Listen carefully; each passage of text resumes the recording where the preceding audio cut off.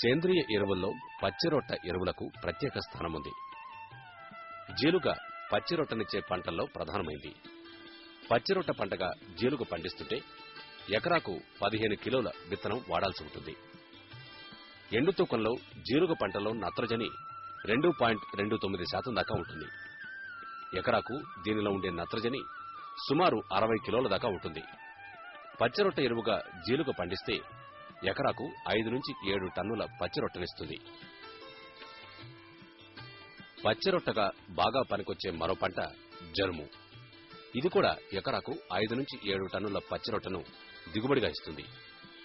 దీన్ని పచ్చిరొట్ట కోసం సాగు చేస్తుంటే ఎకరాకు సుమారు 12 కిలోల విత్తనం వాడాలి.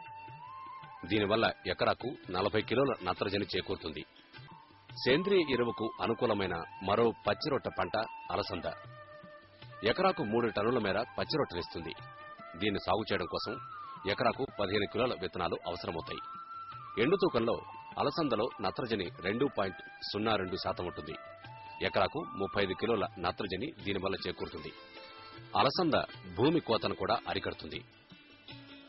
పచ్చిరొట్టకు బాగా అనువైన మరో పంట పిల్లి పెసర. ఎకరాకు దాదాపు 3 టన్నుల పచ్చిరొట్టనిస్తుంది.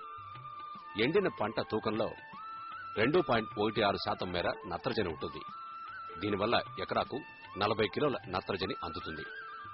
ఎకరాలు పచ్చిరొట్టగా పండించడానికి 6 కిలోల విత్తనం అవసరమవుతుంది. పచ్చిరొట్టకు పెసర కూడా బాగా పనికొస్తుంది.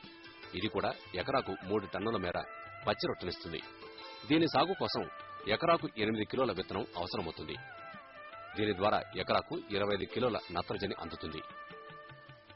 రైతులు పెసరను గింజ కోసం, పచ్చిరొట్ట కోసం వాడుకోవచ్చు.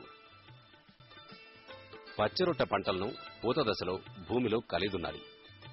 మాగాణి భూముల్లో కలిదున్నేటప్పుడు నీరు పెట్టాలి. పచ్చిరొట్టను భూమిలో కలపడానికి సరైన తేమ ఉండాలి. పవర్ టిల్లర్ లేదా రోటవేటర్ సహాయంతో పచ్చిరొట్టను భూమిలో కలపాలి. పచ్చిరొట్టను భూమిలో కలిదున్నిన తర్వాత బాగా కుళ్ళడానికి సమయం పడుతుంది.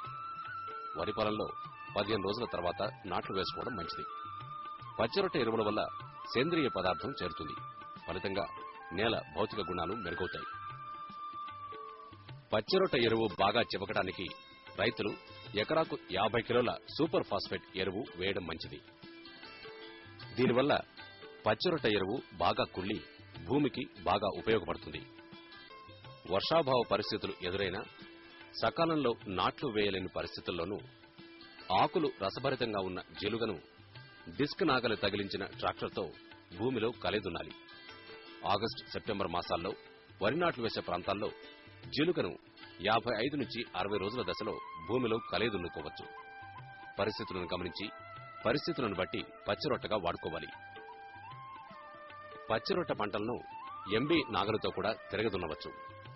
2 పంటలు వేసే మాగాణి భూముల్లో వేసవిలో కొంత నీటి వసతి ఉన్న చోట పచ్చిరొట్ట పంటలు సాగు చేయవచ్చు. పచ్చిరొట్ట వల్ల భూమి గుల్లబారి తేమ, గాలి సరైన మోతాదులో ఉంటాయి. ఏ రకం నేలలోనైనా మెరుగుదల కనిపిస్తుంది.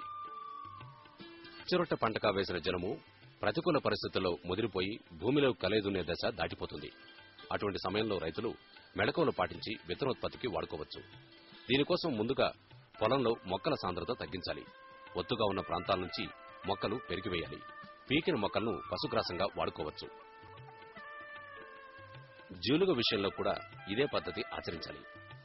పచ్చిరొట్టగా పనికొచ్చే దశ దాటితే విత్తనోత్పత్తి కోసం పంటను వాడుకోవాలి. దీనికోసం జనుములో మాదిరిగానే ఒత్తుగా ఉన్న ప్రాంతాల్లో మొక్కలు పీకివేసి పంటను పలుచన చేయాలి. పెరికిన మొక్కలను వృధా చేయకుండా పశువుల మేతగా వినియోగించుకోవచ్చు. కాబట్టి పచ్చిరొట్ట పంటలు పండించే రైతులు పరిస్థితులను బట్టి వీటిని సద్వినియోగం చేసుకోవాలి.